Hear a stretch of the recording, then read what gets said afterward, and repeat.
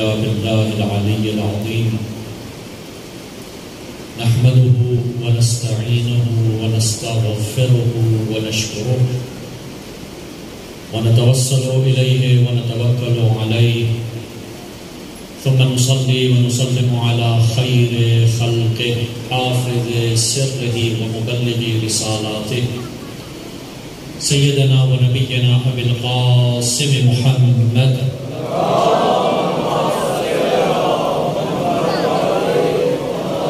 وعلى أهل بيته الطيبين الطاهرين المعصومين المنتجبين المنتخبين سيما بقية الله في الأرضين واللعنة الدائمة على أعدائهم أجمعين من يوم عداوتهم إلى قيام يوم الدين. أما بعد فقال الله تبارك وتعالى في كتابه الحكيم وقرآن المجيد وقوله الحق أعوذ بالله من الشيطان الرجيم يا أيها الذين آمنوا اتقوا الله وكونوا مع الصادقين صدق الله العلي العظيم. صلوات بجمع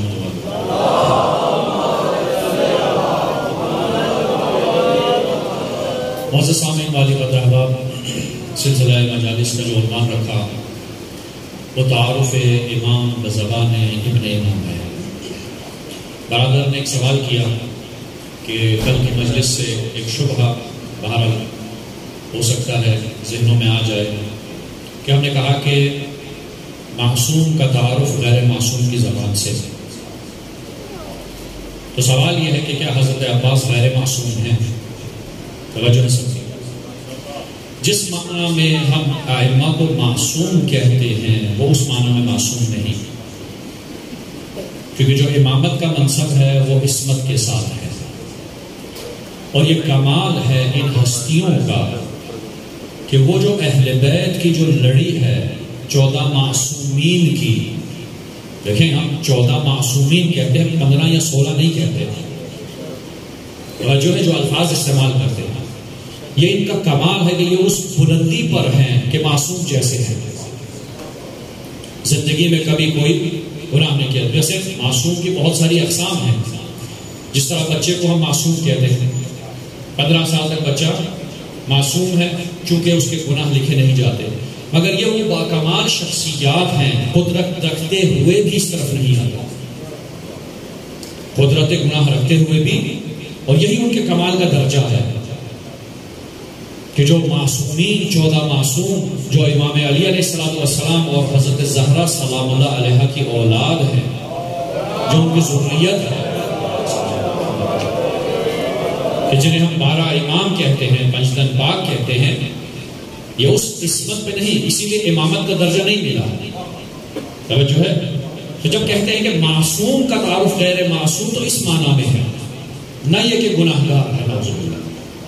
تو ضروری ہے بہرحال، کیونکہ بعض چیزیں ایسی ہیں کہ جو کلیئر نہیں ہوتی، معنی پتہ نہیں ہوتا، اور اچھی بات ہے کہ برادر نے سوال کر لیا اور اس کی توضیح بیان ہوگی، ورنہ ہو سکتا ہے کہ کچھ معنی کا کچھ انسان اپنے ذہن میں لے کر چلا جائے. صلوات بھیجئے محمد وآل محمد پر.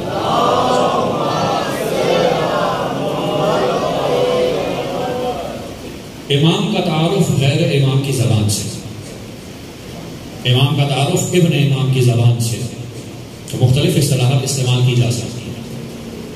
حضرت عباس علیہ السلام کعبے کی چھت پر جاتے ہیں اور ایک خطبہ دیتے ہیں. فرماتے ہیں الحمدللہ الذی شرف هذا بقدوم ابی من کان بالامس بیتا اصبح قبلۃ. حمد ہے اس خدا کی کہ جس نے اس کعبے کو شرف بخشا، جو کل تک گھر تھا اب وہ قبلہ بن گیا. کس وجہ سے؟ بقدوم ابی، ان کے بابا کی ولادت کی وجہ سے. ایھا الکفرۃ الفجر، اے کافر اور فاجر، وہ جو قتل کا ارادہ کر کے آئے ان سے مخاطب ہو کے کہا ایھا الکفرۃ الفجر، اے کافر و فاجر، اتصدون طریق البیت لامام البررہ، کیا تم یہ سمجھ بیٹھے ہو کہ تم امام البررہ کا راستہ اس گھر کی طرف روک لو گے؟ ومن هو احق به من سائر البریہ، اور اس پوری کائنات میں ان سے زیادہ کس کا زیادہ حق ہے اس گھر کے اوپر؟ ومن هو ادنی به، اور ان سے زیادہ کون قریب ہے ان کے؟ یہاں تک ہم اس خطبے کو آگے بڑھائے، یہاں تک پہنچے. کل تک کی بحث ہماری ایھا الکفرۃ الفجر تک تھی. کہ حضرت عباس نے کیوں کہا ایھا الکفرۃ الفجر؟ وہ یا عباس بتانا چاہتے ہیں کہ جو بھی امام وقت کے سامنے آ جائے وہ فاجر سے کم نہیں ہوتا، وہ فاجر سے کم نہیں ہوتا۔ فاجر فاسق، ہمارے ہاں یہ دونوں الفاظ استعمال ہوتے ہیں، اس کا معنی بھی بیان کیا کہ فاسق و فاجر ایسے شخص کو کہتے ہیں جو گناہ کرے اور اس پر توبہ نہ کرے۔ جب کوئی گناہ کرے، کوئی غلطی کرے تو اس کی معافی نہ مانگے خداوند متعال سے، یہ شخص فاسق بن جاتا ہے۔ تو حد اقل درجہ امام کے مقابلے میں آنے والے کا یہ ہے کہ وہ فاجر ہے۔ اور رسول خدا نے بھی کہا کہ مولا علی علیہ السلام کے کاندھے پر ہاتھ رکھ کے کہا ھذا امیر البررہ، یہ نیکوکاروں کا امام ہے، امیر ہے۔ قاتل الفجر، گویا علی کی تلوار کے سامنے جو بھی آیا وہ فاجر تھا، اور اس سے کم درجہ اس کا نہیں ہے۔ منصور من نصر، یہ علی جو اللہ سے مدد مانگتا ہے اس کا ناصر ہے۔ وہ مخذول من خذل، اور جو خدا سے دشمنی رکھے علی اس کا دشمن ہے۔ سورہ مائدہ کی آیت ہے، خداوند متعال فرماتا ہے وابتغوا الیہ الوسیلہ، اللہ کی طرف وسیلے سے آؤ۔ اب میں نہیں جانتا بعض لوگ کیسے کہہ دیتے ہیں کہ بھائی وسیلہ کس طرح بنا لیا آپ نے، توجہ ہے سب چیز۔ خدا خود کہہ رہا ہے قرآن میں وابتغوا الیہ الوسیلہ، اس کی طرف وسیلے سے آؤ۔ اب بعض نے کہا جی نماز، روزہ، حج، زکوٰۃ یہ سب وسیلہ ہے۔ کیوں؟ کہتے ہیں کہ وسیلہ کی تعریف یہ ہے کہ جو بھی چیز انسان کو خدا کے نزدیک کر دے، جو بھی ایسی چیز ہو، ایسا عمل ہو جو انسان کو خدا کے نزدیک کر دے، اسے وسیلہ کہتے ہیں۔ تو ہم نے کہا یہی تعریف ذہن میں رکھنا، ہم جب در اہل بیت پر آتے ہیں تو ہم خدا کے قریب ہو جاتے ہیں، جب ہم رسول اللہ کے در پر آتے ہیں خدا کے قریب ہو جاتے ہیں۔ اسی لیے ہم یا رسول اللہ یا علی مدد کہتے ہیں۔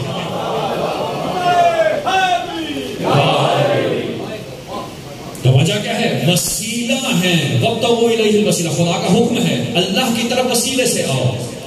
یہ مجلس حسینی ہمیں خدا کے نزدیک کر دیا، یہ بھی وسیلہ ہو گیا۔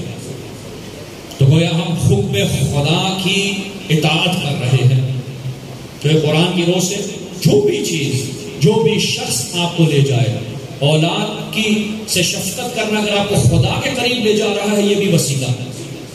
ماں باپ کی خدمت اگر خدا سے قریب کر رہا ہے تو یہ بھی وسیلہ ہے، مگر کمال یہ ہے کہ وسیلہ وہ انتخاب کیا جائے کہ جو جلد خدا تک لے جائے، جس میں گمراہی نہ ہو۔ ایسا نہ ہو کہ انسان ایسے کو وسیلہ بنا لے کہ پہلے تو خدا خدا تھا بعد میں کچھ اور بن جائے۔ جس طرح شیطان بہکاتا ہے، برگلاتا ہے، کیا کرتا ہے؟ دوست بن کے آتا ہے۔ لیکن وسیلہ ایسا ہونا چاہیے جو خود اس مقام تک پہنچے ہو، ہمیں بھی وہ کھینچ کر لے جائے۔ معیت کا معنی۔ اب آئیے حضرت عباس کیا فرماتے ہیں؟ فرماتے ہیں کیا تم سمجھتے ہو کہ تم امام البررہ کا راستہ روک سکتے ہو؟ اور رسول خدا کی حدیث میں ہے کہ ھذا امیر البررہ، یہ نیکوکاروں کے امام ہیں، امیر ہیں۔ گویا مولا امیر المومنین کس کے امیر ہیں؟ بررہ کے، لفظ بررۃ۔ اب آئیے قرآن مجید سورہ عبس 16ویں آیت، انشاءاللہ کے ایڈریس یاد رہے گا، سورہ عبس آیت نمبر 16۔ خداوند متعال فرماتا ہے کرامن بررہ، لفظ بررہ کا استعمال کیا، کرامن بررہ۔ یہ جو فرشتے ہیں یا جو حافظان قرآن ہے، حاملان قرآن، یہ کرامن بررہ۔ کرامن یعنی کریم ہے، بخشنے والا، دینے والا۔ مولا حسن مجتبیٰ کے بارے میں کہا جاتا ہے ایک کریم اہل بیت ہے، یعنی کیا؟ یعنی ان کی ذات کریم ہے، یہ ذاتاً کریم ہے۔ لفظ کرامن وہاں استعمال ہوتا ہے جہاں کوئی ذاتاً احسان کرنے والا ہو، یعنی اس کی ذات میں ہی یہی چیز ہے۔ اسی طرح بعض لوگ ہوتے ہیں جو ذاتاً نیکوکار ہوتے ہیں، یعنی ان کی ذات میں نیکی کرنا ہے، ان کے خاندان میں نیکی کرنا ہے۔ اگر کوئی کسی ایسے خاندان سے تعلق رکھتا ہو جو نیکوکار ہو تو کہتے ہیں یہ نیکوکاروں کا خاندان ہے، یہ ذاتاً نیک ہے۔ لیکن لفظ بررہ ذات کے لیے استعمال نہیں ہوتا، لفظ بررہ اس مقام میں استعمال ہوتا ہے جہاں پہ انسان عملاً نیکوکار ہو۔ تو فرق ہوا جو عمل سے یہ بتا دیں کہ نیکوکار ہے. دیکھیں ذات کا مطلب یہ ہے کہ اس کی ذات میں ہے، اس کی بناوٹ میں ہے، اس کی خلقت میں ہے، اس کے خاندان میں ہے. لیکن جب وہ عملی طور پر نیکوکار بن جائے، جب وہ عملی طور پر احسان کرنے والا بن جائے تو یہ ہوتا ہے برارہ. اب حضرت عباس کیا کہتے ہیں؟ یہ امام البرارہ ہے. وہ یہ بتانا چاہتے ہیں کہ جو عملی طور پر مومن ہو یہ اس کے امام ہے. جو عملی مومن ہے یہ اس کے امام ہے. رسول خدا فرماتے ہیں ہذا امیر البرارہ، یہ جو عملی طور پہ مومن ہے یہ اس کے امیر ہے. اب امام حسین بھی عملی مومن کے امام، امیر المومنین بھی عملی مومن کے امام ہو گئے کیونکہ لفظ برارہ آ گیا. اب جان نہیں چھوٹ سکتی. اب آئیے توضیح دیتے ہیں. امیر المومنین کس کے امام؟ برارہ. عملی مومن امام حسین بھی کس کے؟ عملی مومن کے. گویا عملی مومن ہونا ضروری ہے.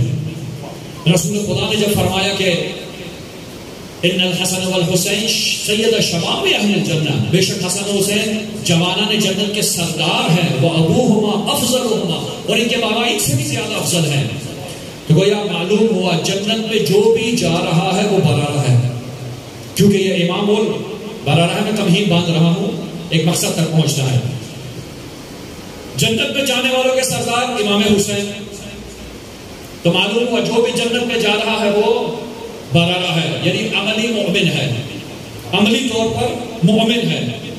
اور یہاں پر زمین پر بھی امام کس کے امام ہے؟ جو عملی طور پر مومن ہے. اب مومن کی کچھ خصوصیات ہیں جو بیان ہوئی ہیں.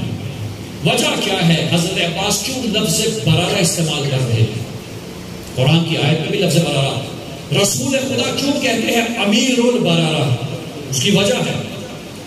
وجہ یہ ہے کہ ہم نے دیکھا کہ ہمیں کوئی بھی باہر محرم میں سیاہ لباس میں کوئی فرق نظر آیا، ہم نے کہا یہ مومن. اب یہ نہیں جانتے عملی طور پہ مومن ہے یا نہیں. کسی کی بھی ہاتھ میں انگوٹھی دیکھ لی، کہا یہ مومن. کڑا دیکھ لیا، کہا یہ مومن. جبکہ لفظ ہے برارہ، عملی مومن، جو اپنے عمل سے ثابت کرے کہ وہ مومن ہے. اب آئیے مومن کون ہوتا ہے؟ قرآن مجید میں ڈھونڈتے ہیں. خداوند متعال قرآن مجید میں فرماتا ہے انما المؤمنون، بے شک مومن. پنجتن کے ماننے والے ہیں، صلوات بھیجیں محمد والے.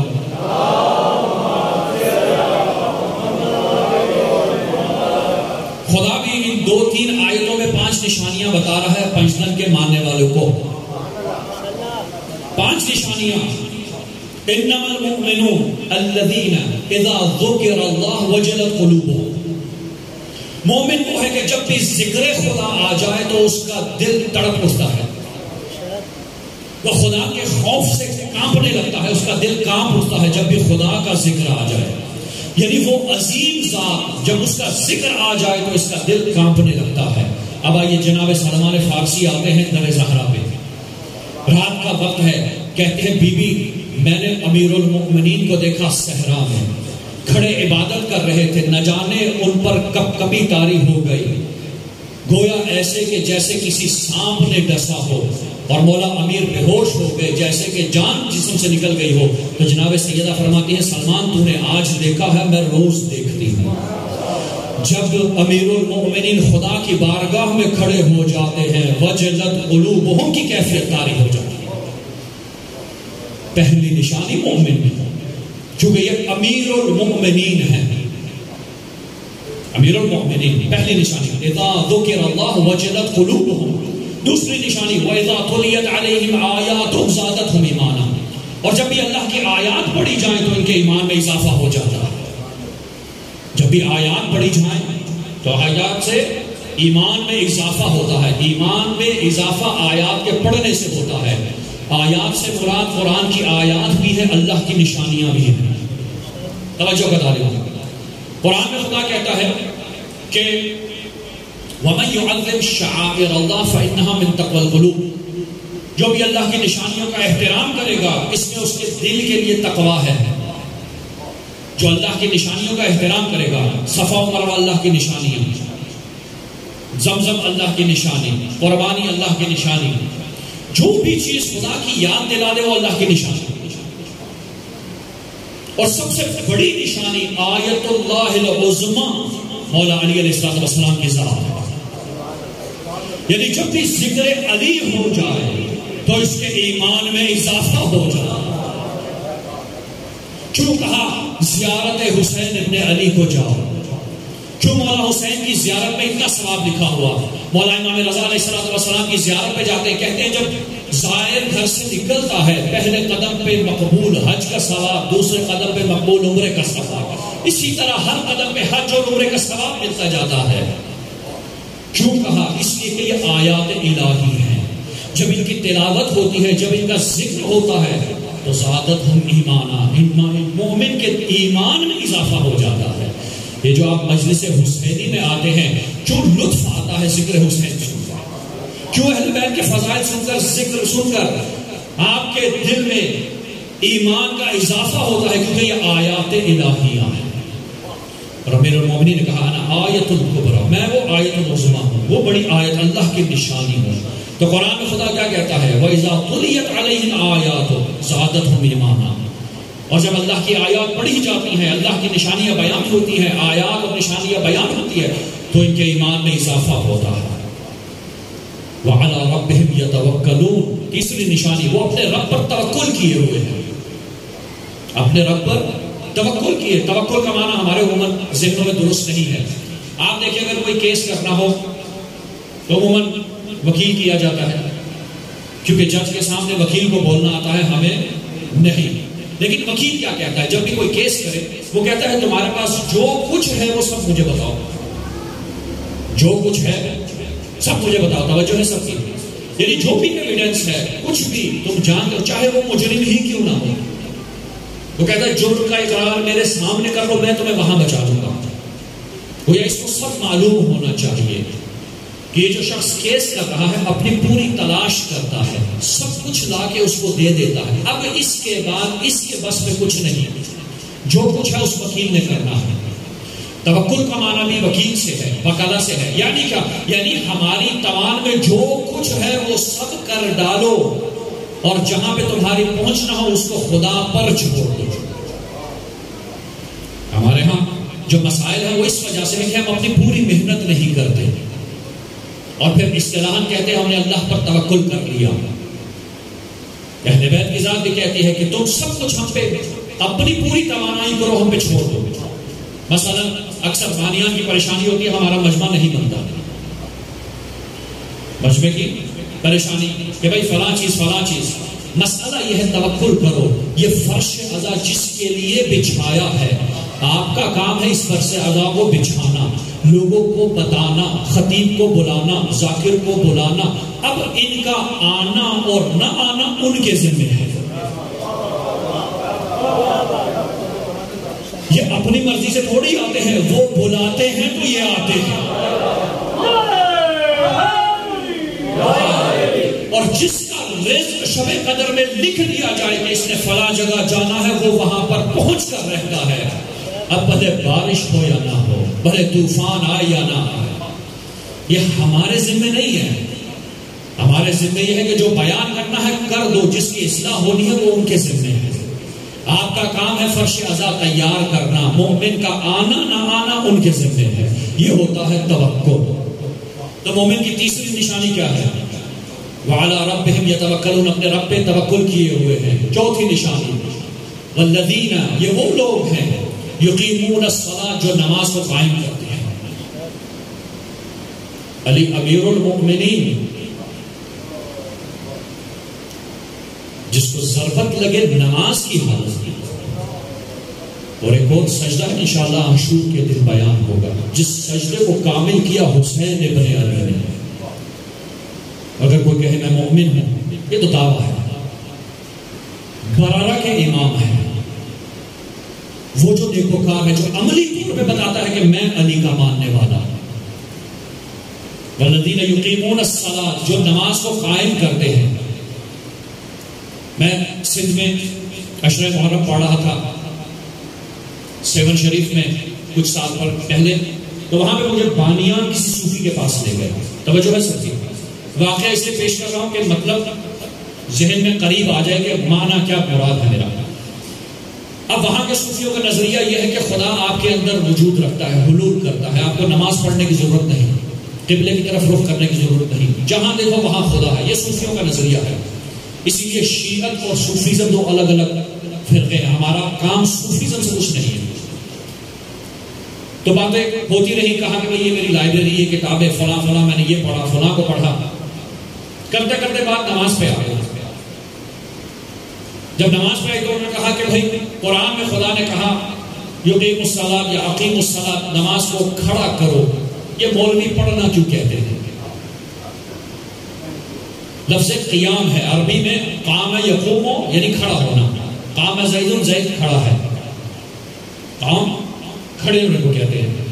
تو انہوں نے لفظی ترجمہ کیا کہ بھائی یہاں پہ تو لکھا ہے اقیم الصلاۃ، نماز کو کھڑا کرو. سائیں تم مولوی کہتے ہو کہ نماز پڑھو، پڑھنے کا لفظ آیا نہیں، کھڑے ہونے کا لفظ ہے. تو مجھے امام صادق علیہ السلام کا وہ واقعہ یاد آ گیا کہ بعض مفسرین نے جو یہ دعویٰ کرتے تھے کہ حسبنا کتاب اللہ، ہمارے لیے اللہ کی کتاب کافی ہے، جو یہ کہتے تھے ہمیں قرآن کا علم ہے، جب اس آیت پہ پہنچے ید اللہ فوق ایدیہم، اللہ کا ہاتھ سب ہاتھوں سے اوپر ہے، تو ترجمہ کر دیا کہ قیامت کے دن سب ہاتھ کھڑا کریں گے، گویا حاضری لگے گی، سب سے اونچا ہاتھ اللہ کا ہوگا. تو پوچھنے والے نے پوچھا مولا یہ جو یہ ترجمہ کرتے ہیں کیا یہ درست ہے؟ مولا نے کہا یہ جانتے ہی نہیں، اہل علم تو ہم ہے، کتاب ہم پر نازل ہوئی، پوچھتے تو مجھ سے ہو. مطلب میں بتاتا ہوں، معنی یہ ہے ہاتھ طاقت کی نشانی ہوتی ہے. اللہ یہ کہنا چاہتا ہے سب طاقتوں سے بالا تر طاقت جس کی طاقت ہے وہ خدا کی ذات ہے. اور آج کے زمانے میں ہم نے انہی کے ماننے والوں کو دیکھا. بچپن سے یہ واقعات سنے، نہ جانے آپ نے بھی شاید اسکولوں میں کچھ اساتید آتے تھے وہ بیان کرتے تھے یہ واقعات کہ بھائی قیامت کے دن جہنم کے اندر جب خدا سب کو ڈال دے گا، مشرک کافر جو بھی گناہگار ہے، تو جہنم کہے گی حل من مزید، مجھے اور دو. تو خداوند متعال نعوذ باللہ اپنا بایاں پاؤں اس میں ڈالے گا. اب ان کم عقلوں کو یہ نہیں پتا کہ خدا کو جہنمی بنا دیا. پہلے نمبر پر خدا کو نعوذ باللہ جہنمی بنا دیا، دوسرے نمبر خدا کے لیے جسم بنا دیا. اب چاہے وہ جو ہاتھ کا قائل تھے، وہ جو پاؤں کے قائل ہیں، جبکہ خدا منزہ ہے ان سب چیزوں سے. تو یہ کس لیے ہوتا ہے؟ اس لیے کہ جب در اہل بیت چھوڑ دے. جو ہم نے کہا کہ شیعت کچھ اور ہے، صوفیزم کچھ اور ہے. چونکہ در اہل بیت چھوڑ دیا، اب قرآن میں پڑھا اقیم الصلاۃ کو مانا کیا نماز کو کھڑا کرو. تو میں نے کہا صوفی صاحب جب آپ کو نماز مل جائے تو مجھے بھی دکھا دیجئے گا، میں بھی کان پکڑ کر کھڑا کر دوں گا. مانا یہ نہیں ہے، مانا یہ ہے کہ رائج کرو. جب ہم کہتے ہیں قیام حسینی، کیا مراد؟ کیا امام حسین نے کسی چیز کو کھڑا کیا؟ نہیں، قیام کیا، رائج کیا. مکتب حسینی کو رائج کرنا. آپ اگر عزاداری کو رائج کرنا چاہیں کیا طریقہ کار ہے؟ طریقہ کار یہ ہے کہ آپ پہلے خود عزادار بنیں، خود عزاداری کریں. آپ کو دیکھ کے آپ کی اولاد عزاداری کرے گی، اولاد کو دیکھ کر آپ کو دیکھ کر محلے والے عزاداری کریں گے. اسی طرح یہ گلی گلی نگر نگر شہر شہر عزاداری پھیلتی جائے گی. تو گویا جو اس سلسلے کو شروع کرے اس نے قیام حسینی اور قیام عزا کا آغاز کیا، وہ اقیم العزا کا مصداق بن گیا. نماز بھی ایسا ہی ہے، پہلے خود پڑھنی ہے، بچوں کو پڑھانی ہے، معاشرے میں عام کرنی ہے. صلوات بھیجے محمد والا. تو جس طرح اقیم الصلاۃ ہے اسی طرح اقیم العزا ہے، کیونکہ مقصد حسین کو پھیلانا ہے. تو قیام کا معنی یہ نہیں کہ کھڑا کرو. اگر یہی معنی لے تو گویا عزاداروں سب کو کہیں گے بھئی آپ کھڑے ہو جائیں. یہ معنی نہیں ہے، رائج کرنا، اسٹیبلش کرنا، یہ مراد ہے. چوتھی نشانی یقیم الصلاۃ، وہ نماز کو قائم کرتے ہیں. پانچویں نشانی وَمِمَّا رَزَقْنَاهُمْ يُنْفِقُونَ، جو کچھ ان کو دیتے ہیں اس میں سے انفاق کرتے ہیں. جو کچھ بھی ان کو دیتے ہیں وہ اللہ کی راہ میں خرچ کرتے ہیں، وہ حسین کے نام پہ خرچ کرتے ہیں. حسین کے نام پر خرچ کرنا ہی اللہ کے نام پر خرچ کرنا. کیوں؟ کیونکہ حسین آیت اللہ ہے. اللہ کی نشانی. ہم نے کہا وَتُلِيَتْ عَلَيْهِمْ آیَاتُ, جو ان کی تلاوت کرتا ہے زَادَتْهُمْ ایمانا, ذکر حسین سے ہمارے ایمان میں اضافہ ہوتا ہے, گویا اللہ کی نشانی حسین. وَمِمَّا رَزَقْنَاهُمْ يُنْفِقُونَ, اب چاہے وہ اولاد ہو, وہ مال ہو, وہ عزت ہو, جو کچھ بھی ہو. یہ درس ہمیں کربلا دیتی ہے کہ جو کچھ بھی رزق ملا, رزق صرف مال کو نہیں کہتے. آپ نے زیارت کے لیے جانا ہے, وہ بھی رزق ہے. آپ نے احترام لینا ہے دنیا والوں سے, یہ بھی رزق ہے. آپ نے کسی کے ساتھ کوئی معاملہ کرنا ہے, یہ بھی رزق ہے. ہم نے رزق کو صرف مال کے اندر چھپا دیا. اللہم ارزقنا رزقا حلالا طیبا طاہرا واسعا, یہ رزق کیا ہے؟ ہر چیز رزق میں آ جاتی ہے. یہ جو سانس ہم لے رہے ہیں یہ بھی رزق ہے. اسی لیے جب رزق مانگنا ہو تو اچھا رزق مانگنا. اور ایک اور نقطہ میں یہاں بیان کرتا ہوں اپنے مومنین کے لیے کہ ہمیں معلوم نہیں ہے کس امام سے کیا مانگنا چاہیے. ہر امام سے ہر چیز نہیں مانگنی. بعض چیزیں مخصوص ہے. مثلا جب دنیا کی بات کرنی ہو تو کہا گیا ہے کہ جناب زہرا سے دنیا مت مانگنا. جناب زہرا سے یہ مادی چیزیں مت مانگنا, کیونکہ وہ بہت عظیم ذات ہے. وہ ذات ہے جس کے لیے رسول کھڑے ہو جاتے تھے. علامہ نقر کا جملہ یاد آ گیا. فرماتے ہیں کہ جناب زہرا کی شان میں فرماتے ہیں, کہتے ہیں ہم نے دیکھا کہ جب بھی جناب زہرا آئی ہیں تو رسول اللہ کھڑے ہو گئے. نہ صرف کھڑے ہوئے, جہاں بیٹھے تھے وہاں جناب زہرا کو بٹھایا. یعنی رسالت تمام قد بلند کھڑی ہو جاتی ہے اور اپنے مقام پر جس شخصیت کو بٹھاتی ہے اس شخصیت کا نام جناب زہرا ہے. اور وہ فرماتے ہیں ہم نے یہ شان جناب امیر المؤمنین کے بارے میں نہ سنی کہ جب امیر المؤمنین آئے تو رسول اللہ کھڑے ہو جائے. تو اس ذات کا نام زہرا ہے. لذا جب دنیا کی عام چیز مانگنی ہو تو جناب زہرا سے نہ مانگنا.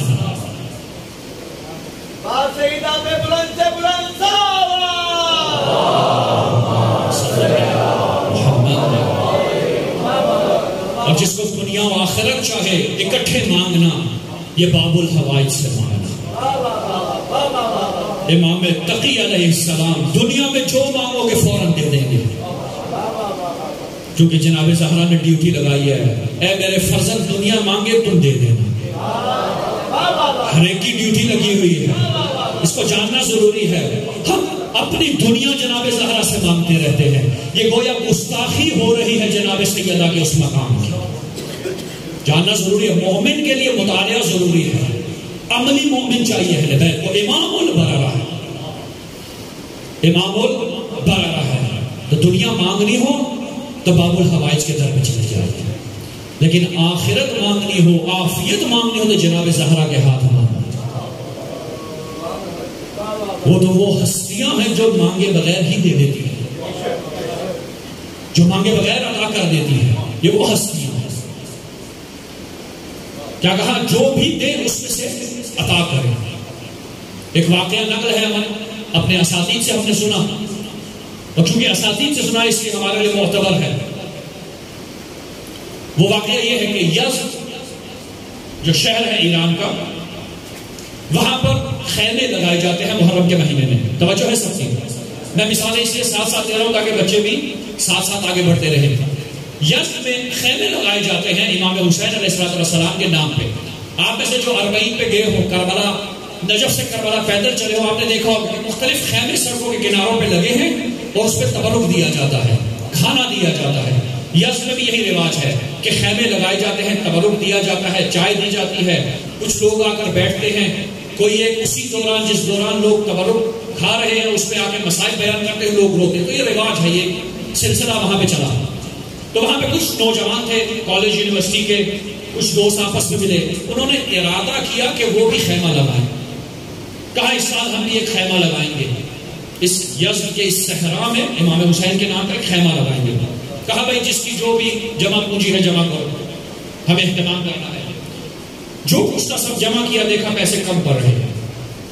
جب پیسے کم پڑ گئے تو پھر جس مسجد میں نماز کے لیے جایا کرتے تھے وہاں پہ جو خطیب تھے, عالم تھے, ان سے مشورہ کیا, دوستوں سے مشورہ کیا. تو کسی نے کہا کہ فلاں شخص جو آتا ہے, جو بارش ہے، بزرگ ہو چکے ہیں. کہا ان کی ساری عمر امام حسین کی خدمت میں گزر گئی. کہا جاؤ ان کے پاس، یہ تمہاری اس مشکل کو حل کر دیں گے. توجہ ہے سب کی. نماز ختم ہوئی، نماز کے بعد ملے بزرگ سے. اب ماشاءاللہ اچھا کاروبار تھا، پیسوں والے تھے، تجارت کرتے تھے. کہا انکل ہمیں یہ مشکل ہے، ہمیں کچھ پیسے چاہیے، ہم نے اس سال خیمہ لگانا ہے. وہ ان کو اپنے دفتر لے گئے، ڈرور سے چیک بک نکالا اور سامنے رکھ دیا. کہا جو لکھنا ہے لکھ دو، جتنا چاہیے لکھ دو، میں سائن کر دوں گا.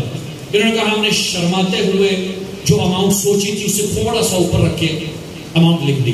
کہا جب ان کو پکڑایا تو انہوں نے دیکھے بغیر اس جہاں پہ میں نے پیسے لکھے تھے وہاں پہ ہاتھ رکھ کے سائن کر دیا اور ہمیں چیک پکڑا دیا. دیکھے بغیر سائن کیا اور پکڑا دیا. کہا لے جاؤ. کہا ہم نے اپنا خیمہ لگایا. کچھ دیر گزری، کچھ سال گزرے، وہ بزرگ فوت ہوئے. اور کچھ عرصے کے بعد ہمارے ایک دوست نے ان کے خواب میں آیا. اب یہ جانتا تھا خواب کے عالم میں کہ یہ فوت ہو چکے ہیں. تو اس نے پہلا سوال جو کیا، کہا میں نے پہلا سوال یہ کیا کہ وہاں پہ کیسے گزر رہی ہے. کیونکہ ذہن میں تھا کہ یہ فوت ہو گئے ہیں، ان کے بارے میں مشہور تھا بھائی مال خرچ کرتے تھے امام حسین کی راہ پہ، خدا کی راہ میں دل کھلا تھا. تو پوچھو تو صحیح وہاں کیسے گزر رہی ہے. تو کہا جب میں اس دنیا سے گیا، میری اول شب قبر تھی، تو میرے ایک رجسٹر پروندہ لایا گیا میرے نام. فرشتے میرا پروندہ لائے.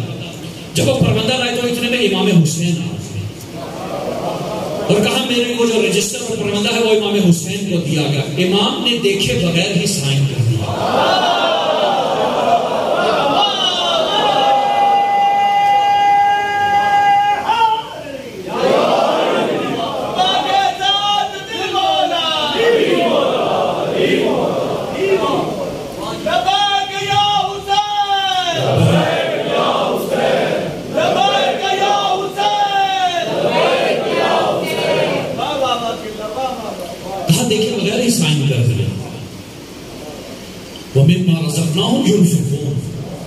جب وہ امیر البرارہ ہے، عملی طور پہ جو مومن ہے، تو اس جہاں میں بھی ایسے ہی جواب دیتے.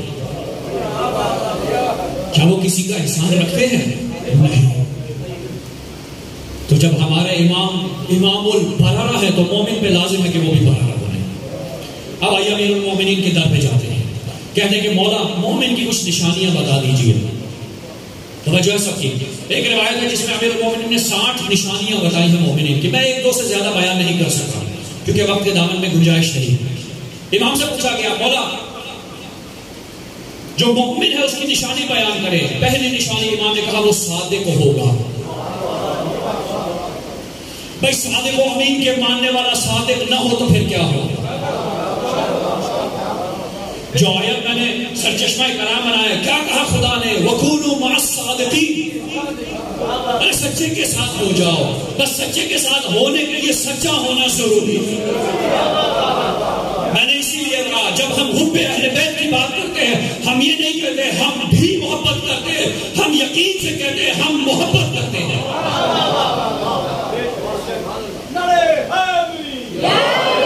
کیونکہ یہ جو محبت ہے یہ جب وجود سے نکلتا ہے تو اس میں بھی نہیں آتا. تو عملاً محبت کر کے دکھانا ہے. عملاً کیسے ہے؟ جب فرش عذاب شے تو عذاب میں آنا ہے، جب ذکر اہل بیت اس میں شامل ہونا ہے. جس طرح بھی اہل بیت کی خدمت ہو سکے تو کرنی ہے. یہ ہے وہ مقام و منزل جو اہل بیت چاہتے ہیں. فرماتے صادق ہو.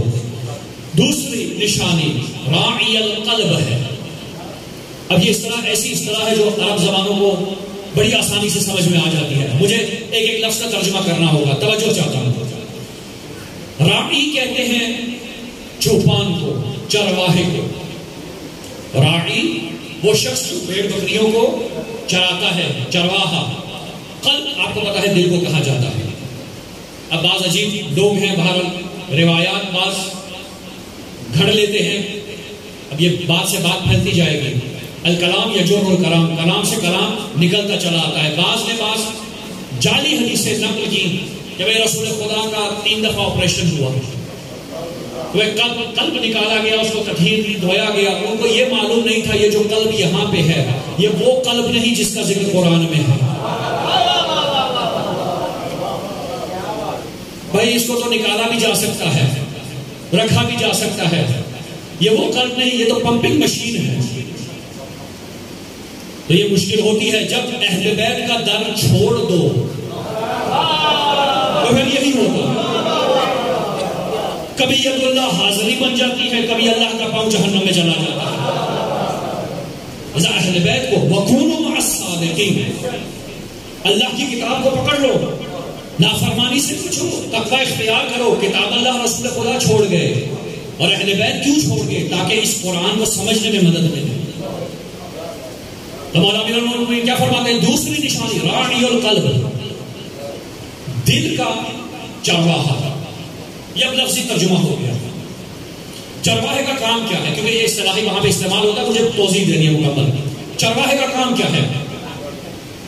کہ وہ جو اس کی پاس جو امانت موجود ہے، جو جانور موجود ہے، جو بھیڑ بکریاں موجود ہیں، وہ ان کی حفاظت کرے۔ اس حفاظت کے لیے وہ ایک ڈنڈا رکھتا ہے، اور جب بھی اگر کوئی بھیڑیا، کوئی دشمن، کوئی چور آ جائے تو اس ڈنڈے سے اس کو بھگاتا ہے۔ تو مولا امیر المومنین کہتے ہیں مومن وہ ہے جو راعی القلب ہے، جو اپنے دل کا چرواہا ہے۔ امیر المومنین سے پوچھا گیا یا مولا آپ اس مقام تک کیسے پہنچے تھے؟ کیونکہ امیر المومنین ہیں، بطریقہ والا خود راعی القلب ہیں۔ کہا میں اپنے دل کے اندر بیٹھ گیا اور غیر خدا جب بھی آنے کی کوشش کرتا تھا اس کو مار بھگاتا تھا۔ جب بھی غیر خدا آنے کی کوشش کرتا تھا مار بھگاتا تھا۔ اسی لیے تو امیر المومنین نے کہا اے دنیا جا، تجھے میں نے 3 طلاقیں دے دی۔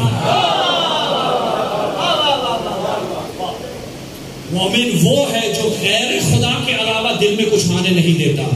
آئیے اس کو مزید توضیح دیتا ہوں۔ آیت اللہ جوادی عاملی اپنی کتاب ہے تفسیر کی، موضوعی تفسیر ہے توحید در قرآن، توحید قرآن میں اس کے اندر ایک برہان پیش کرتے ہیں، برہان محبت۔ برہان یعنی دلیل، محبت کی دلیل، یعنی ہماری محبت کیسی ہونی چاہیے، امیر المومنین کی محبت کیسے تھی، رسول اللہ کی محبت کیسے تھی، اس محبت کو پیش کرتے ہیں برہان محبت۔ فرماتے ہیں کہ اس پورے جہان میں جہان امکان، کل میں نے توضیح دی جہان امکان سے کیا مراد ہے، اللہ کے علاوہ سب جہان امکان ہے۔ کہا اس جہان امکان میں خداوند متعال نے 2 خوبصورت ترین مقامات بنائے، جو سب سے بلند مقام ہے۔ توجہ ہے، ہمیں مقام کی تو ہوتا ہے نا کہ کرسی کی لالچ ہوتی ہے، جو اتنے الیکشن ووٹ ہوتے ہیں مقام و منزلت کے لیے ہوتا ہے۔ تو کہا 2 مقام ایسے ہیں جو خدا نے بنائے، جو اس جہان، اس پورے جہان کی سب سے خوبصورت ترین حقیقتیں ہیں۔ ایک مقام رسالت ہے، دوسری مقام امامت ہے۔ اور مقام رسالت نبی خاتم النبیین کا جو مقام ہے وہ سب سے افضل ہے۔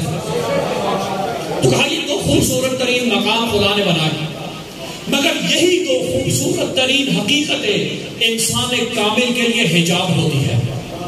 اب میں تھوڑا علمی گفتگو کر رہا ہوں مگر آپ کے ساتھ لے کے جاؤں گا۔ حجاب یعنی پردہ۔ آپ کہتے ہیں کہ بھئی حجاب کرو، پردہ کرنا، اوڑھنا، کسی چیز کو روکنا، حائل ہونا۔ جب پردہ لگا ہو تو میں اس طرف نہیں دیکھ پاتا، تو حجاب ہے۔ تو فرمایا کہ یہ جو 2 خوبصورت ترین حقیقتیں ہیں، یہ انسان کامل کہ جس کے مصداق اتم رسول اکرم صلی اللہ علیہ وآلہ وسلم اور مولا امیر المومنین علیہ السلام ہیں، ان کے لیے یہی مقامات حجاب ہے، یعنی رکاوٹ ہے۔ کیوں؟ اس لیے کہ رسول اللہ صلی اللہ علیہ وآلہ وسلم اور مولا علی علیہ السلام کے دل میں اگر کوئی ہستی ہے تو وہ خدا کی ہستی ہے۔ اگر محبت ہے تو صرف خدا کی محبت ہے اور کسی چیز کی محبت نہیں۔ امام نے کہا راعی القلب ہوں، میں بیٹھ گیا اور بھگاتا رہا۔ ان کے دل میں اگر محبت ہے تو صرف خدا کی اور کسی چیز کی محبت نہیں ہے، اور یہ حجاب ہے۔ حتیٰ ان 2 خوبصورت حقیقت جو موجود ہیں، ان کی محبت بھی ان کے دل میں نہیں۔ کیونکہ یہ حجاب ہے۔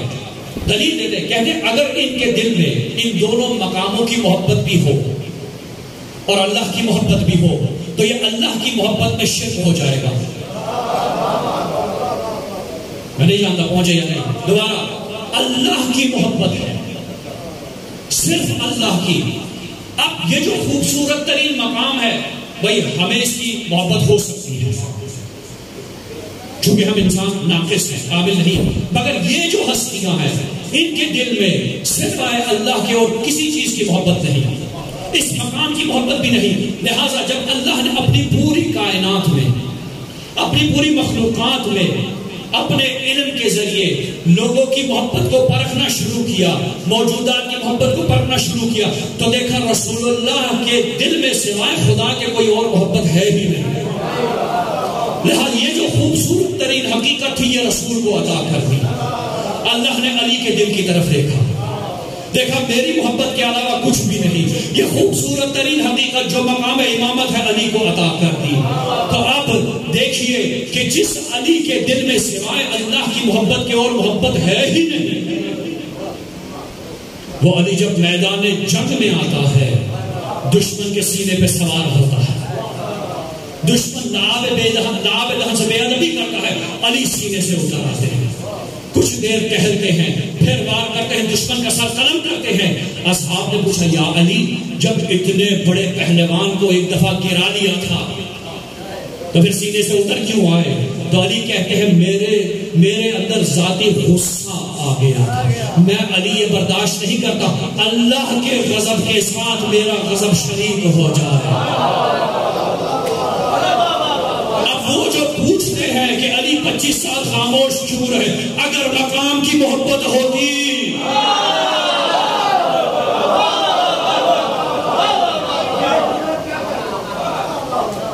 تو علی بھی وہی کرتے. سمجھ میں آیا کیوں 25 سال خاموش رہے؟ کیونکہ مقام خلافت علی کا حق ہے، جو جس کا حق ہوتا ہے وہ اس کے لیے قربانی دیتا ہے. یہ پہلی دلیل.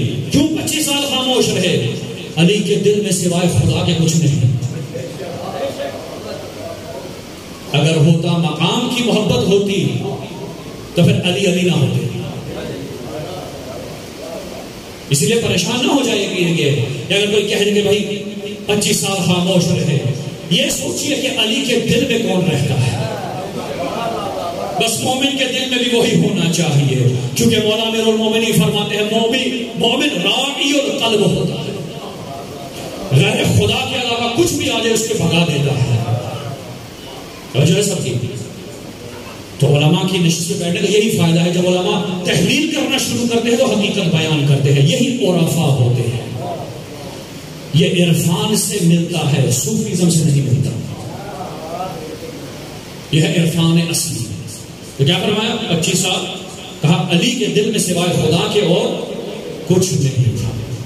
تو اب مجھے یہ بتائیے وہ جو علی کو رب کہتے ہیں، جب علی اپنا غضب خدا کے غضب کے ساتھ شریک نہیں کرتا، جب علی کے دل میں اللہ اور اپنے رب کے علاوہ کوئی نہیں، اب ماننے والا اگر کچھ اور کہتے مولا کو تو مولا کے دل پہ کیا گزرے؟ گویا یہ بھی علی کے دل میں نہیں رہتا. اگر علی علیہ السلام کے دل میں گھر کرنا ہے تو خدا سے رابطہ جوڑ لو، کیونکہ جو اس کے دل میں رہتا ہے اگر اس سے محبت ہوئی تو علی سے محبت. یہ ہے مقام عصمت و طہارت جو بتاتی ہے کس طرح سے زندگی کرنی ہے. مولا علی کہتے ہیں راعی القلب ہو جاؤ. راعی القلب ہونا ہے. کیوں؟ اس لیے کہ علی وہ ذات ہے جو سوائے خدا سے اور کسی سے محبت نہیں کرتا. اسی لیے اسی رب کی قسم کھا کے علی کہتا ہے فزت برب الکعبہ، رب کعبہ کی قسم میں علی کامیاب ہو گیا. یعنی جس کو ساری زندگی دل میں بسایا تھا اسی کی راہ میں سر قلم ہو گیا. یہ ہے وہ مقام جو عصمت کا مقام ہے، جو امام کا مقام ہے. اور یہ امیر المومنین ہے، امام البررہ ہے، امیر البررہ. اب مومن پہ لازم ہے کہ وہ بھی بررہ کا مصداق بنے، کیونکہ یہ امام البررہ ہے. اب عمل سے علی کا پیروکار بننا ہے. زبان سے نہیں ہو سکتا، صرف دعویٰ نہیں کر سکتے، اور مقام وہ ہے جہاں پہ یہ کہے ہاں یہ ہمارے شیعہ ہیں۔ فضیلت تو وہ ہے، وہ کس مقام پہ ملا؟ ایام ازاں ہے، بیان کرتا ہوں کس مقام پہ، یہ اس مقام پہ ملا کہ جب مولا حسین نے چراغ بجھا دیے اور پھر جب جلائے تو 72 رہ گئے، کہا ہاں میں ان کا امام ہوں۔ شیعہ وہ ہوتا ہے جو چراغ بجھانے کے بعد بھی رہ جائے، جو اپنا تن من مال ہر چیز امام کے لیے قربان کر دے، کیونکہ یہ اللہ کی حجت ہے۔ جس کے دل میں اللہ ہو اس کے دل میں اہل بیت ہے۔ کیوں؟ اس لیے کہ جب وہ اللہ کی محبت دل میں رکھتا ہے تو اللہ کی کتاب پڑھتا ہے، جب اللہ کی کتاب پڑھتا ہے تو اللہ کہتا ہے اے رسول ان سے کہہ دو لا اسألکم علیہ اجرا الا المودۃ فی القربى۔ پھر ہو ہی نہیں سکتا اہل بیت کی محبت نہ ہو۔ مجھے محبت کو توضیح دینی تھی، وقت ہے یا 12 بجے؟ صلوات بھیجیے محمد وآل محمد۔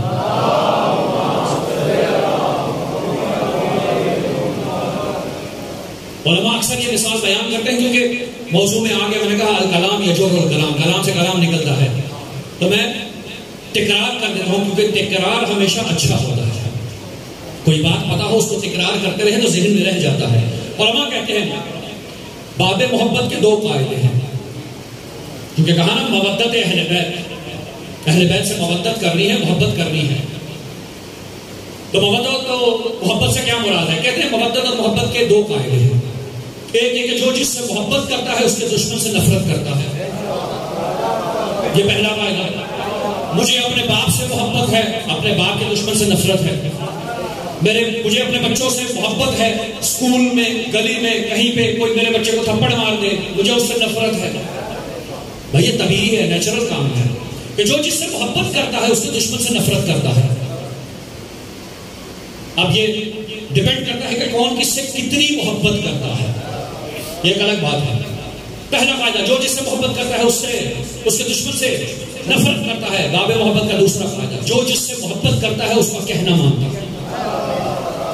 آپ عشق مجازی میں دیکھیں، عشق مجازی بہرحال مناسب نہیں ہے، لیکن مجازی عشق میں اگر محبوب کہہ دے کہ بھائی کوا سفید ہے تو عاشق کیا کہتا ہے؟ کوا سفید ہے۔ توجہ ہے سب کی؟ کیوں؟ کیونکہ دل نہیں دکھانا چاہتا۔ وہ کہتے ہیں مجھے ایسے بال پسند ہے، وہ ویسے بال رکھتا ہے۔ داڑھی پسند ہے، داڑھی نہیں ہے، نہیں۔ توجہ ہے سب کی؟ مجازی مثال اس لیے دے رہا ہوں کہ ذہن قریب آ جائے۔ جو جس سے محبت کرتا ہے اس کے دشمن سے نفرت کرتا ہے، جو جس سے محبت کرتا ہے اس کا کہنا مانتا ہے۔ اسی لیے خداوند متعال نے اہل بیت کی محبت کو واجب قرار دے دیا کہ جب ان کی محبت ہوگی تو صرف اہل بیت کے دشمن سے نفرت نہیں بلکہ اللہ کے دشمنوں سے نفرت ہو رہی ہے۔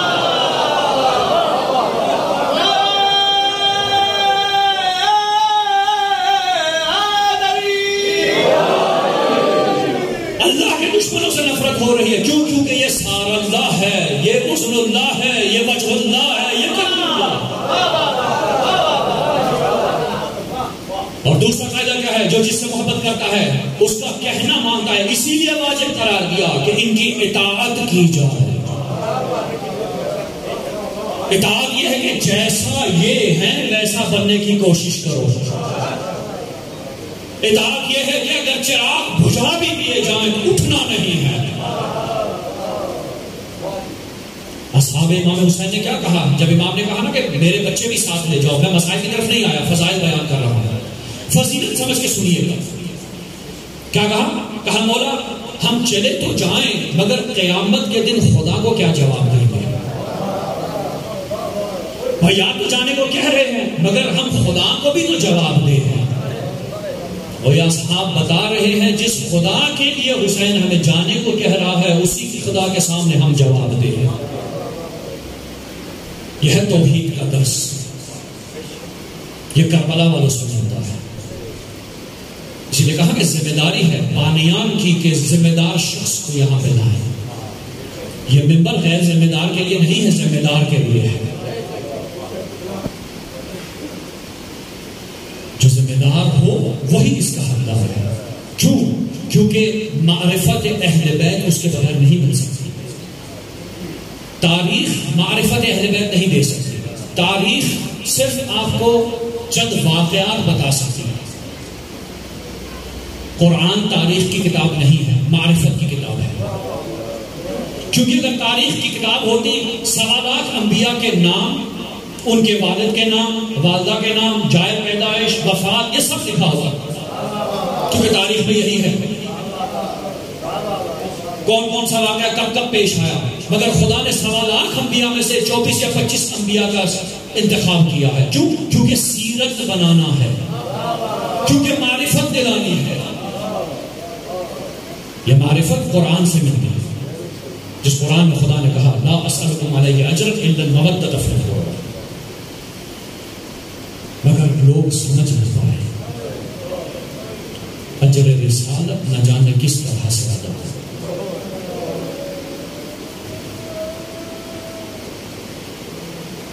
اہل بیت کو نہ سمجھنے کی وجہ طہارت کے نہ ہونے کی وجہ سے. میں نے کل کہا ایھا الفجرۃ الکفر، حضرت نوح نے کہا خدا ان کافروں میں سے ایک بھی نہ بچے، کیونکہ اگر یہ بچ گئے تو ایک طرح نیک لوگوں کو گمراہ کریں گے. یہ جو نسل آگے بڑھائیں گے یہ وہی فاجر و کافر نسل ہوگی. اور کچھ لوگ سمجھ نہ پائے، بس یہی سلسلہ چلتا رہا یہاں تک کہ 61 ہجری کو نواسہ رسول کا قتل. یہ آدمیاں کیوں آیا؟ اس لیے کہ معرفت نہیں تھی.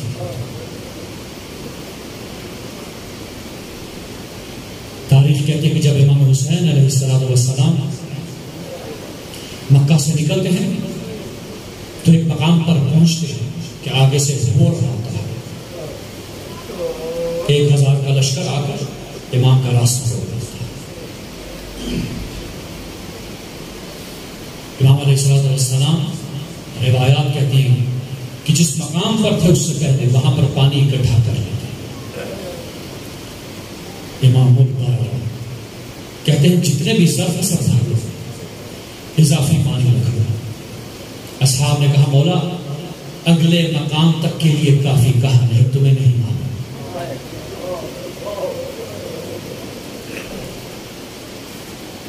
جب وہ اپنا لشکر لے کے آیا سب کو پانی دیا.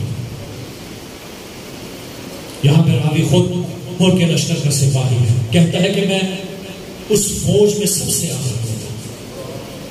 میں بھی پیاسا، میری سواری بھی پیاسی. میرا گھوڑا بھی تشنا ہوتا تھا. اور میں سوچ رہا تھا کہ قافلہ چھوٹا سا قافلہ ہے، کتنے لوگوں کو سیراب کر سکے گا، مجھ تک پانی نہیں پہنچے گا. مگر دیکھا کہ جب غبار نیچے اترا تو میں نے دیکھا حسین ابن علی خود مشکیزہ لیے میرے لیے کھڑے. میں فوج میں سب سے آخر میں تھا مگر امام البرر خود لے کے مشکیزہ کھڑے کہ یہ لو تم بھی پانی پیو، اپنے سواری کو بھی پانی پیو. دن گزرتے چلے گئے، کربلا کے میدان میں آ گئے. اب جب کربلا کا میدان آیا تو دشمن کی جوڑ در جوڑ فوجیں آتی جا رہی. ایک وہ وقت آیا کہ دشمن نے اپنی قوت کا اظہار کرنا شروع کر دیا. کبھی سواروں کو ادھر سے ادھر بھگاتے ہیں، کبھی ادھر سے ادھر بھگاتے ہیں، تلواروں کو گھماتے ہیں.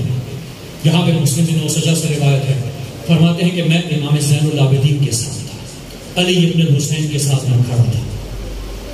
اور میں نے کہا کہ مولا اے فرزند امام، دیکھ رہے ہیں دشمن کیا کر رہے ہیں، کس طرح سے اپنی طاقت کا اظہار کر رہے ہیں. راوی کہتا ہے کہ یہاں پہ علی ابن الحسین کو غضب آ گیا، گویا علی کے شیر کو جلا آ گیا. اپنے غلام سے کہا میری سواری تیار کرو. سواری تیار ہوتی ہے.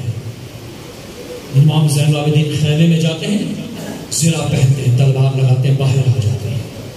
اب جب باہر آتے ہیں تو گھوڑے پر سوار ہوتے ہیں. راوی کہتا ہے میں نے دیکھا کہ علی کا یہ شیر عقاب کی طرح کبھی دشمن کی فوج کے دائیں جاتا ہے، کبھی بائیں آتا ہے.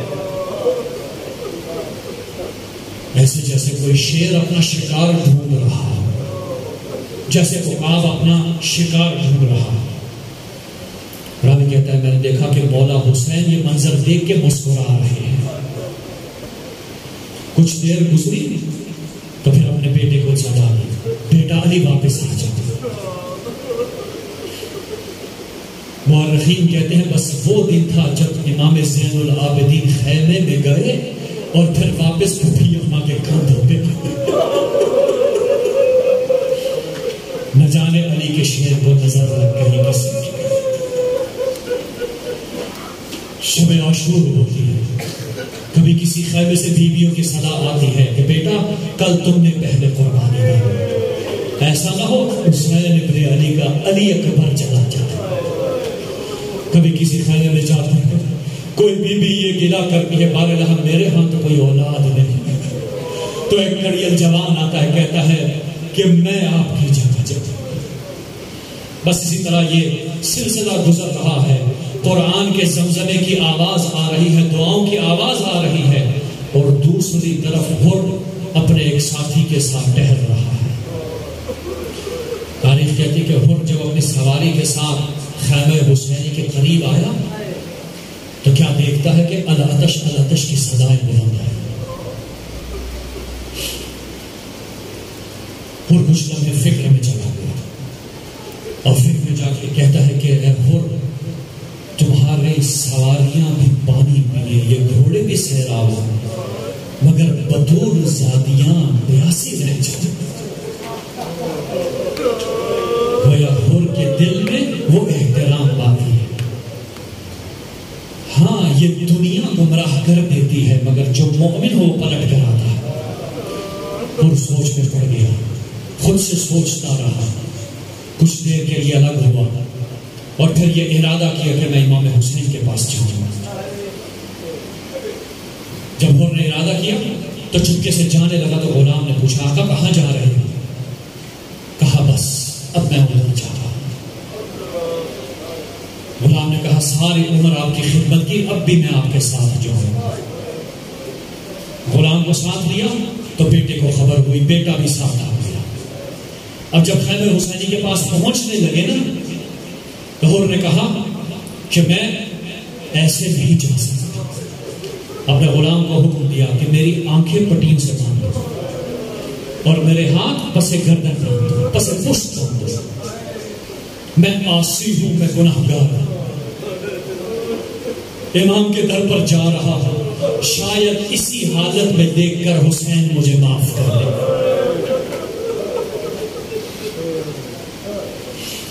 راوی کہتا ہے کہ میں نے دیکھا حور سامنے آتے ہیں، جب آتے ہیں نا تو آنکھوں میں پٹیاں بندی ہیں، پسے پشت ہاتھ بند ہے۔ امام نے جب حور کو دیکھا نا تو حکم دیا کہ آنکھوں کی پٹی کھل لی جائے، ہاتھوں کو کھولا جائے۔ جیسے ہی آنکھوں کی پٹی کھلی تو حر نے دیکھا مولا سامنے کھڑے ہیں اور حر کو سینے سے لگا دیا۔ کہا بھیا حر تمہیں معاف کیا۔ امام نے یہ نہیں کہا کہ حر تیری وجہ سے میری بیٹیاں آج پیاسی ہیں۔ ہم اگر ہوتے تو ہم حر کو تانا دیتے کہ دیکھو تمہاری وجہ سے آج ہم یہاں پر ہیں، تمہاری وجہ سے ہم پر پانی بند ہے، تمہاری وجہ سے ہمارے بچوں پہ یہ حالت ہے۔ امام نے یہ نہیں کہا کریم کی اولاد ہے، کہا بھیا حر تجھے معاف کر دیا۔ بس خبر پہنچتی ہے خیموں تک کہ حر ہمارے ساتھ آ ملے۔ جناب سیدہ زینب کیا کہتی ہے؟ کہتی ہے اما فضا جاؤ بھیا حر سے کہو فاطمہ کی بیٹی تمہیں سلام دیتی ہے۔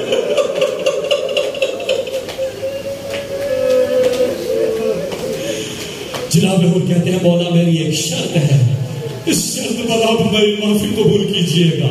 کہا بولو کیا شرط ہے؟ کہا سب سے پہلے میں جاؤں گا، سب سے پہلے میں جاؤں گا کیونکہ میں عاصی ہوں، میں نے سب سے پہلے اس کارواں کو روکا تھا۔ امام نے کہا اجازت دی جاتی ہے۔ صبح عاشور حر اپنے بیٹے کو تیار کرتا ہے، کیوں؟ اس لیے کہ کہیں میری موت کے بعد اس کی نیت تبدیل نہ ہو جائے۔ بیٹے جوان کو تیار کرتے ہیں، بھیجتے ہیں جنگ کے لیے۔ بیٹا جاتا ہے، جنگ کرتا ہے، جب شہید ہوتا ہے نا تو اپنے بابا کو سلام دیتا ہے، کہتا ہے بابا میرا آخری سلام ہو۔ اب وہ گھوڑے پہ سوار ہوتے ہیں، بیٹے تک پہنچنے کی جلدی ہے، مگر جب بیٹے کے لاشے پر پہنچتے ہیں کیا دیکھتے ہیں؟ کریم ابن کریم پہلے سے موجود ہے۔ کہا حسین آپ کیوں اٹھا رہے ہیں میرے بیٹے کا لاشا؟ مولا نے کہا ہو جوان بیٹے کا لاشا بوڑھے باپ نہیں اٹھاتے۔ میں کہوں گا مولا حسین جواب علی اکبر کا لاشا۔